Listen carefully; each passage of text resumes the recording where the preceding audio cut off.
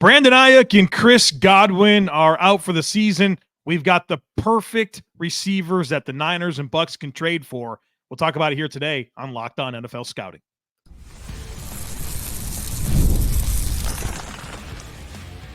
You are Locked On NFL Scouting with the Draft Dudes, your daily podcast for NFL and college football scouting. Part of the Locked On Podcast Network, your team every day.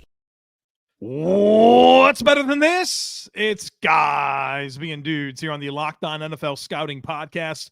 We're the Draft Dudes. I'm Joe Marino from Locked On Bills. He's Kyle Crabbs from Locked On Dolphins. And we are your NFL experts here with you daily to talk team building across the league on the Locked On NFL Scouting Podcast with the Draft Dudes, part of the Locked On Podcast Network, your team every day. Want to issue a big thank you, shout out, and welcome to our everydayers. Those of you who never miss a single episode, we appreciate y'all being here very, very much. Today's episode is brought to you by Game Time.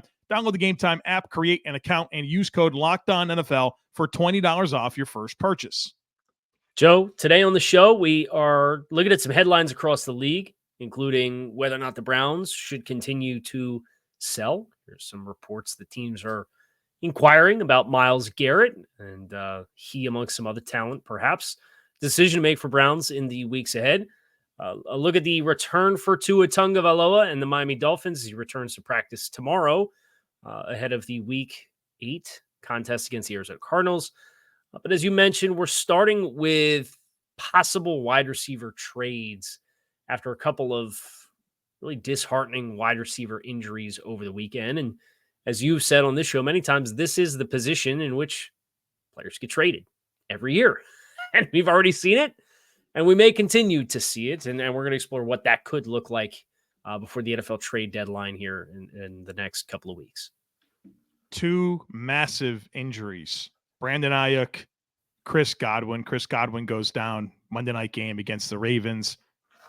Brandon Aiyuk and 49ers feels like just so many different issues right now with their football team in terms of the health. And as you pointed out, Kyle, if there's anything that's true about the NFL, wide receivers get traded. We've already seen that happen with Cooper and Davante Adams. And it feels like these teams are well positioned to make a move. Now, I will say this. I got at least 6 names that I think would make sense for these teams to explore at wide receiver. Those are issues for these teams, but boy, you can kind of make a case that they have bigger issues on the defensive side of the football. I mean, Tampa's defense is bad, like objectively bad. And the Niners, I think, have a lot of issues with their defensive line as well. So yeah, we can get you a wide receiver. I'm not sure it's going to help some of your bigger issues, though. Yeah, but it's how can you get your team better, right? And unfortunately, trench guys, maybe Myles Garrett when we get to the Browns, but that cost and price point for many teams would probably be a little cost prohibitive. So if you were looking at a wide receiver that could, should, would be available, who's the first name on your list?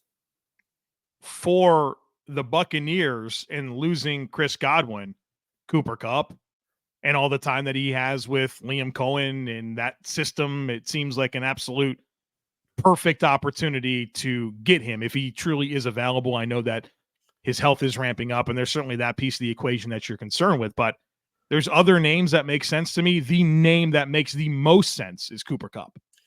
Yeah, so he's playing this year, which is kind of the last of his salary guarantees. He's got a roster bonus, 5% that has already become guaranteed for 2025. So if you were to part ways, acquire Cooper Kupp, and then you wanted to part ways with him after the offseason, it would come with a $5 million fully guaranteed check that you would have to write to get off of it. And this is obviously a wide receiver that's had his fair share of injury issues. I'm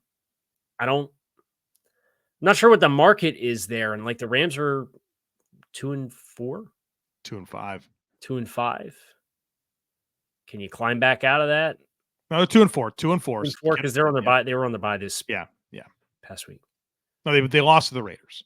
They beat the Raiders. Excuse me. We are all out of sorts. They beat the Raiders. That's what happened. Right. Courtesy of a defensive touchdown and another late pick. So what is their record? 2-4. Are they sellers? Are they really sellers? They don't have Puka Nacua back. Like, you would have to think this season would have to make a downturn in the next couple of weeks for them, as Cooper has been ramping himself back up to come. And the other part of that is he's got a $15 million base salary this year. So if he gets traded halfway through the season, a new team would be acquiring about half of that. So you need to have a certain amount of cap space or be willing to restructure them, or like there'd be hoops to jump through to get that one done for sure. But I think it's a good name to invoke from a where's he's at versus where the Rams are at perspective. Another option for me with Tampa in particular is Christian Kirk.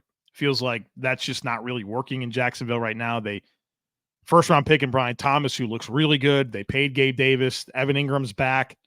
You know, even earlier this year when everyone was healthy and you're kind of going through the offseason, there's a lot of chatter about how in the 12 personnel stuff that they do, which they run a good amount of, you know, Kirk wasn't on the field. It feels like he should be expendable. And I think for what Tampa's looking to replace in Chris Godwin, Christian Kirk, I think really makes a lot of sense. About DeAndre Hopkins. Yes. He was my number one name. The base salary is a little cheaper. It's 8.2 for the season. You're looking at absorbing about half of that. It's an expiring contract, so there's less, less overhead. There's less legwork to do beyond just the rental portion of it. Tennessee is definitively a team that they've kind of got their answer at quarterback, it feels like, with Will Levis. And as a result of that, you know, is if you're evaluating for a new quarterback as a player who's an expiring contract, who's a 32-year-old wide receiver, is that a long-term piece? No. Are you going to be competitive this year? No. Like, they should be motivated, I think, to move DeAndre Hopkins. I think that's the one where there's the most obvious intersection of like where the player's at, where his contract's at, where the team is at to get something done. Because I do think DeAndre Hopkins can help a contending team.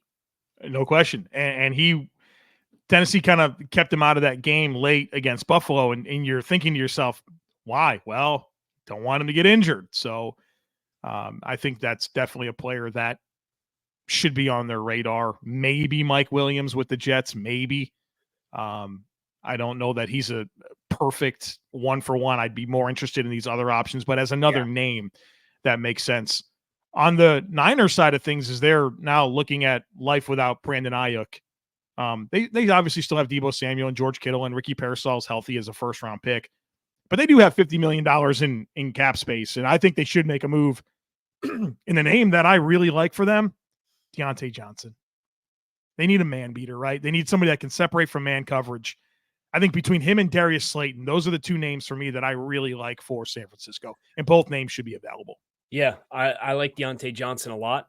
I don't think Carolina should be married to anything from a passing game perspective, right? That whole infusion was to try to put a cast around a quarterback, and it feels like they're going to go back to square one in that regard. So does the style of play matter? Would there be a place for him? Absolutely. But if you got a team like San Francisco, who has pretty routinely like been aggressive in these situations, both in season and out of season, right? Like, and their early draft track record's not particularly sterling in the last couple of years. It feels like a lot of their draft successes are later draft picks. So maybe they have the intersection of desperation and a player who is not at the tail end of his physical playing career. Like Diontae Johnson has a lot of football left to play in his career, where that could maybe be an extended piece. I know they've kind of teased moving on from Deebo Samuel for a while. Now you have, Aiyuk had multiple ligaments that were torn, right? It was ACL and MCL. Like, that complicates that recovery a little bit. So what's his recovery window look like? Juwan Jennings, short-term contract? It was pretty short. Yeah, it was like a modest, like, it was like 2 years, 15 or something like that. I mean, we don't know anything about Ricky Pearsall other than he's tough as heck because he's back on the football field after the off-field incident where he got robbed and shot, and I was ready to. He was like lifting weights the next day. Like, it's like, okay, like that's the guy I want on my football team, but we haven't seen him play yet. or just this past week. Right. Yeah. So it was a 2-year, less than $12 million deal for Juwan Jennings, who's been a really great complementary player. But I think to your point, if you're asking him to be an elevated role and you're losing Deebo Samuel, I think there's room in that wide receiver room for another long-term potential mouth, especially if you move on from Deebo after the season. Best wishes to Deebo too, like hospitalized with pneumonia. Like that's scary stuff. So San Francisco's had a ton of adversity in the first 2 months, and hopefully all those guys get healthy ASAP. All right. Speaking of getting healthy, Tua and his return, we're going to talk about all of that here on the other side of it, folks. Be sure to stick with us. Hey, NFL fans, you can start the season with a big return on FanDuel, America's #1 sportsbook. So when you get a hunch in the middle of the game, you can check out the latest stats, view live play-by-play, and so much more on the same page where you place your bets. You get started with $200 in bonus bets guaranteed when you place your first $5 bet. I've been having fun on FanDuel. I've been enjoying, the normal stuff, over-unders, point spreads for games, but the player props have been really exciting for me as we start to learn the league and learn tendencies, kind of having a feel for how players are going to be used. And so the player props have been just something I've had a lot of fun with over at FanDuel. They also have in-game betting as well for you to check out. So go on over there. They got a great deal here for you. $200 in bonus bets guaranteed when you place your first $5 bet. That's FanDuel.com. When you're hiring for your small business, you want to find quality professionals that are right for the role. That's why you have to check out LinkedIn Jobs. LinkedIn Jobs has the tools to help you find the right professionals for your team faster and for free. LinkedIn isn't just another job board. LinkedIn helps you hire professionals that you can't find anywhere else, even those who aren't actively searching for a new job, but might be open to the perfect role. In a given month, over 70% of LinkedIn users don't visit other leading job sites. So if you're not looking on LinkedIn, you're looking in the wrong place. On LinkedIn, 86% of small businesses get a qualified candidate within 24 hours. So hire professionals like a professional on LinkedIn. Post your job for free at linkedin.com/LockedOnNFL. That's linkedin.com/LockedOnNFL to post your job for free. Terms and conditions apply. Do you want a little tickle in your throat there? Boy, I was fighting it the whole time. Man, when I was talking about, I think it was when I was talking about DeAndre Hopkins, I was fighting back a sneeze. Your eyes get all watery, and I'm getting self-conscious. I'm I can tell my face isn't fully engaged in what I'm saying here. The joys of recording and doing video shows on a daily basis. Remember when it was just a podcast? Yeah, man. We would sit back. We would barely look presentable, feet up on the desk. You'd have that beard with the 4-foot radius. Yeah. You normally with a hoodie over my head. Straight up yeah, man. What was left of it. Yeah. Yeah. No, so a little different experience, but we're glad everybody that does tune in. The local barber shop here, very thankful for us needing to do live video every day. You're keeping them in business. Yeah. So let's talk to it. What do you want to talk? I obviously know I expect you to give me some level of soapbox moment here for whatever direction you want to go, but I'm more curious about what direction does this conversation feel like it's most compelling to you as somebody who doesn't do the Dolphin show every day? To me, I look at the implications for the Dolphins this season.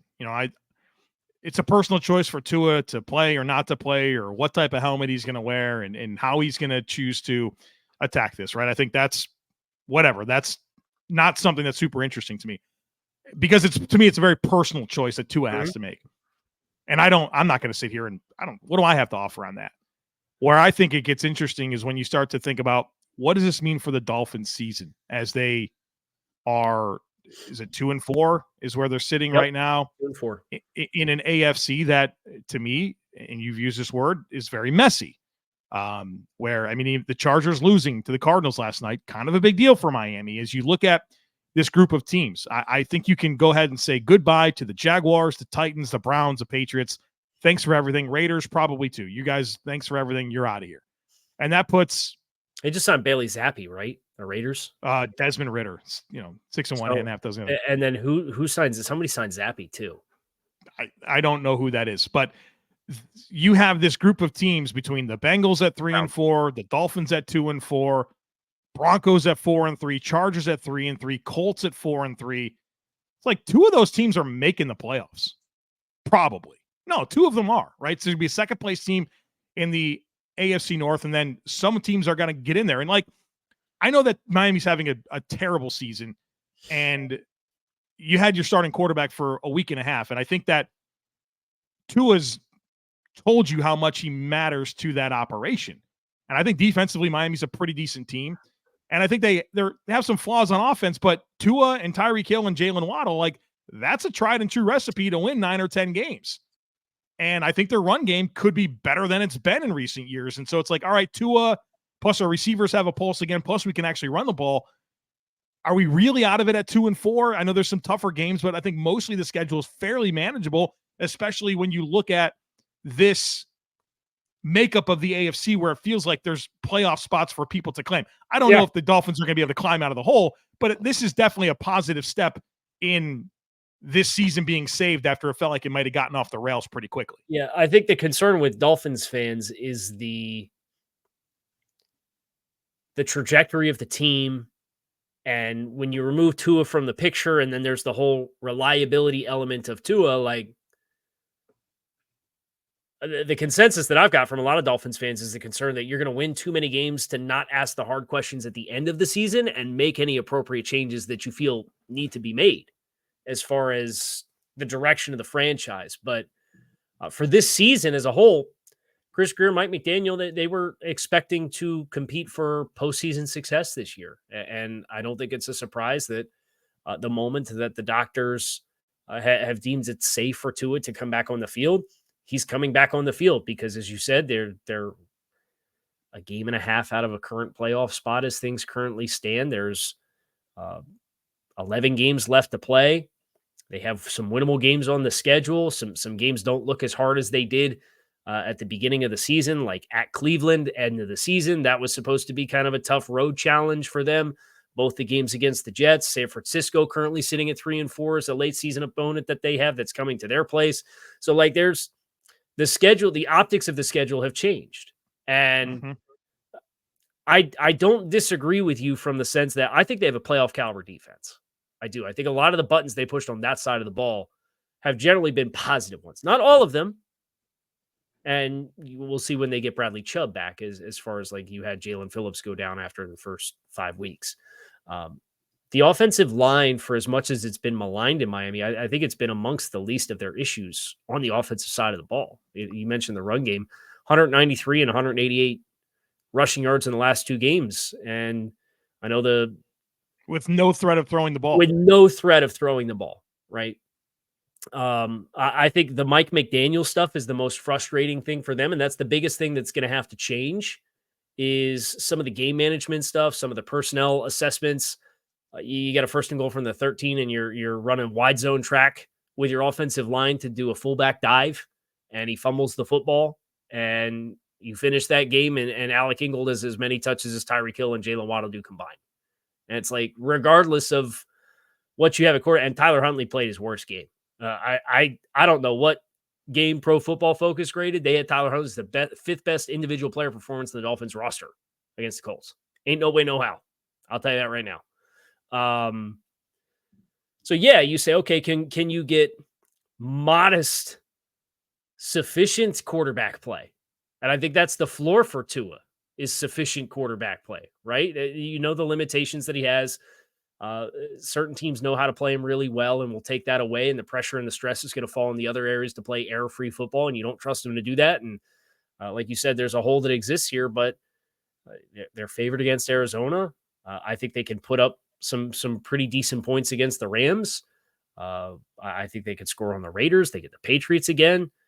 They get the Browns, like we mentioned. So like, yeah, I don't foresee this team, provided Tua plays the final 11 games, finishing 4-13 and having the wheels fall all the way off the bus. It's what does it look like? And from my perspective, and if I was Stephen Ross, the owner of the team, my entire perspective, the rest of the way is I'm evaluating every element of the football team because I think they have a nucleus of talent that if you make proper changes, if you deem changes need to be made, this should not be like one of those 3-year tear down, turnaround type of situations to try to be a competitive football team again.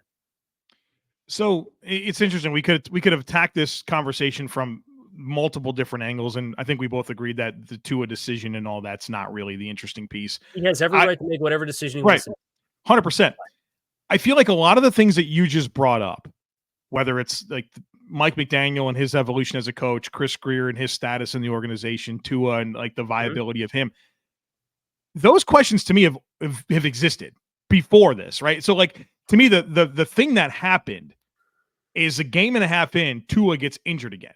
And I think through that, maybe you learn more about Mike McDaniel, and some of the questions have absolutely intensified. And then I think that exposes, what is Chris Grier's culpability in the makeup of this roster. But like, are we making it bigger than it has to be? I mean, it felt like everyone was okay with, all right, this is the course that we're on. Well, Tua gets injured again, and now it's different. I don't think you're making it bigger than it has to be when you can no longer trust the quarterback to make smart decisions and take care of himself with the injury history and profile that he has. So that's what I think that's a good point. That's kind of what this roots back to. Yeah, and you knew what the injury history was, and I've told Locked On Dolphins listeners this every day that it's come up on the show. It's like you knew what the risk was. I was comfortable with the risk with Tua because he protected himself last year. And then he signs the contract, and the first opportunity he has to make a decision to protect himself and play like he's still trying to earn the big contract, he reverts back to being the player that he was that kept getting him hurt in past years. And now, from my perspective, it's like, okay, well, can I trust you? And right now, my answer is no. And I don't know how much time needs to pass for him playing responsibly for my answer to be yes again. But I know right now my answer is no. So that's the whole foundation of everything that you've built. And it's like, well, if Tua is out there, nobody should be sitting here having these, I'll use the PG dumb comments about anybody in the league can step into this offense and throw for 4,000 yards and all. Like, can we please put that to bed now? Yeah. Can we please stop burying him just because he's an aesthetically unpleasing player for what is sexy at the quarterback position right now? And have an honest conversation about what he does tangibly bring to the offense and how it's built. But if that's who you put everything around and you can't trust him to do the smart things to keep himself on the field, then you got to look at everything and the foundation of everything. And I think that's where, for me, a lot of that comes. All right, so Tua seemingly on track to play against Arizona. We'll see what happens with the Dolphins the rest of the way. Coming up next, the Browns. Deshaun out for the year. Trade Myles Garrett? Should they? Should they not? I got plenty of thoughts on that. Kyle does as well. We'll be right back. We'll talk about that. Purchasing tickets can be stressful, but it doesn't have to be, and it isn't if you have the Game Time app. Game Time is the fast and easy way to purchase tickets for all the sports, music, comedy, and theater events near you. The app is awesome, easy to navigate. They give you flash deals.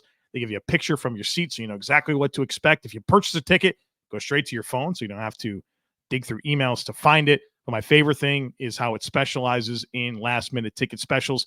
My wife and I, we love to go to concerts, and all these tours are getting announced. And do you think we know if in May 12th we can go to a concert or in June 4th? We have no clue. But Game Time always has great specials available right up until the day of the event. So check it out. Take the guesswork out of buying tickets with Game Time. Download the Game Time app, create an account, and use code LOCKEDONNFL for $20 off your first purchase. Terms apply. Again, create an account and redeem code LOCKEDONNFL. That's LOCKEDONNFL for $20 off. Download Game Time today. What time is it? It's game time. So Myles Garrett, who turns 29 in December, 29 years old, a couple days before the end of the year, has 2 years remaining on his current contract. And from a cash owed perspective, it's a bargain, Joe. Oh, yeah. Cash owed in 2025, less than $20 million. Cash owed in 2026, $25 million. Now, rest assured, if you're trading for Myles Garrett, there's going to be a new contract that comes with that, right? I think the good news is if you were to do that, you have an opportunity to tear the whole thing up and just work a new contract based off of, because he's got minimum salaries in each of the next 2 years and an option bonus, because the Browns did the thing where we're going to put as much of your money into a lump sum payment that we can spread out across 5 seasons for every single contract that we do every single year. And it's automatically baked in and there's no restructuring of contract. Like, we want to just flat rate throw it in there. That's what they've done. Myles Garrett, the last 4 years, his base salary, it's this number divided by however many weeks in the season. And that's his weekly checks. $1.01 million, $1.03 million, $1.08 million, $1.2 million, $1.25 next year, 1.3 the year after that, because he's getting lump sums of 20.6, 17.9, 16, 18.9, 18.5, and $23.7 million. Right. So it's like the way that they structure and the way that they manage the cap, this has become a very attractive player to acquire because you're taking on half of $1.2 million in salary this year is what you would be absorbing for Myles Garrett to play for your football team this year. Would there be a better value contract in all football? No, and I think very simply put, the new team acquires this year $806,000 guaranteed. Next year, 19.8 non-guaranteed. Yep. 2026, 25 million non-guaranteed. So it's an unbelievable contract to acquire. Meanwhile, the Browns would have a dead cap hit this year of 19 million, and in 2025, 36 million. So that there's kind of a very simplified way to look at what the Browns have to deal with and what a new team would deal with. And I think you make a great point in that a trade for Myles Garrett comes with a fresh contract. And I think there's two sides to this. So you look at the Browns, and I mean, obviously you've talked a lot about their spending the last several years. They're in a spot now with the quarterback spot where they can really assess and go a new course. They have other tradable assets on this roster. They've already traded away Amari Cooper. There's other guys that they should be trading, but Myles Garrett's the interesting one, because if you are going to have a bit of a mini rebuild, you know, at 20, guy's going to turn 29 in December. Are you even going to have Myles Garrett available to maximize what's left in his prime, right? If it's going to take a couple of years to kind of get back into it. Mm-hmm. Because in a vacuum, you don't trade Myles Garrett. He's one of the top 5 defensive players in the NFL. And he's 29, he's in his prime. There's no chance that you're wanting to let him go. But do these circumstances dictate a different response here? If you could get, depending on what you could get for Myles Garrett, and I think that's what moves the needle for me. Is this a multiple first round pick type trade? Have player trades become different since the Jamal Adams and the Khalil Mack and the Jalen Ramsey deal when he went from the Jaguars to the Rams, right? Those are all easy 2 first round picks. Is that the case anymore? I think what I'm really interested in your take on is what could they get in return? Because I think that answers the question of whether or not the Browns should do it. I could tell you, if I was a team interested in acquiring Myles Garrett, I would not be offering 2 first round picks for a 29-year-old pass rusher who's already seen foot specialists and has injuries in both feet this season.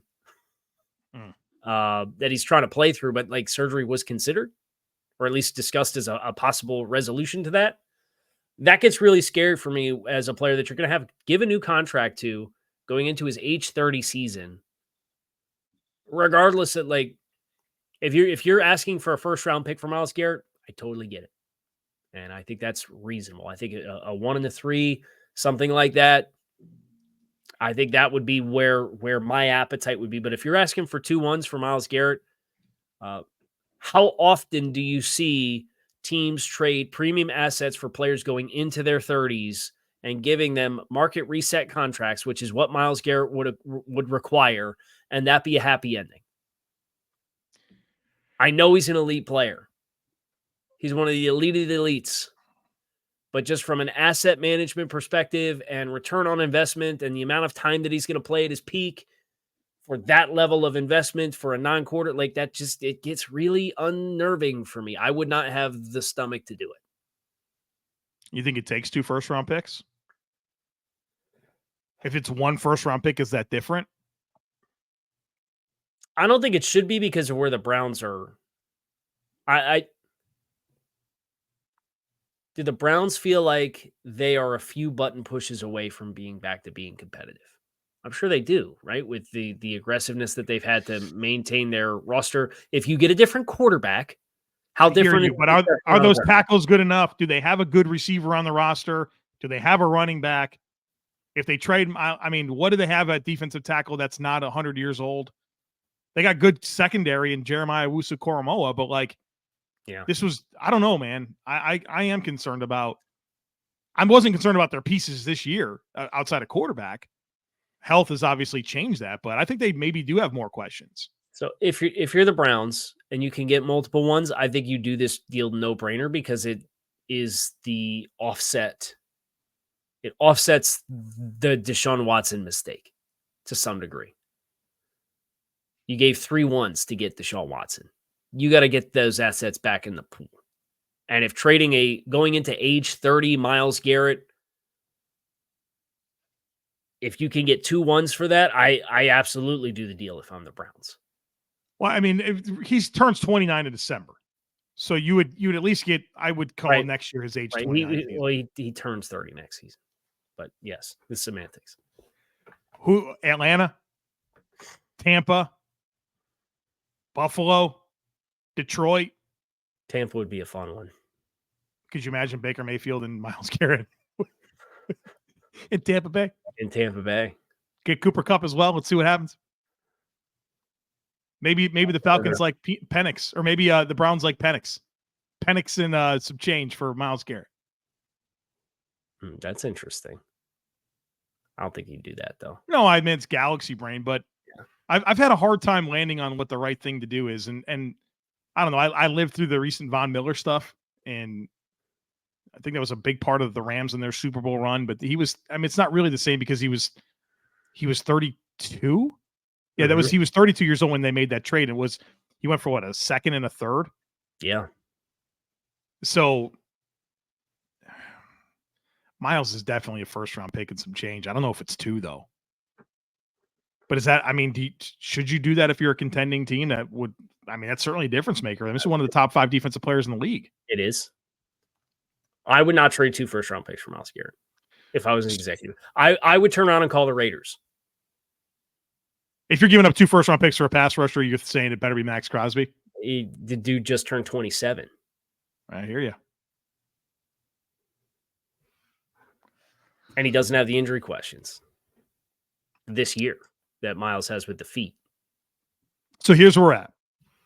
The Browns should realistically be thinking about this because we think that they have maybe some bigger issues, recoup some capital, set your path forward, especially if it's multiple ones. But even for 1 and some change, it kind of makes sense.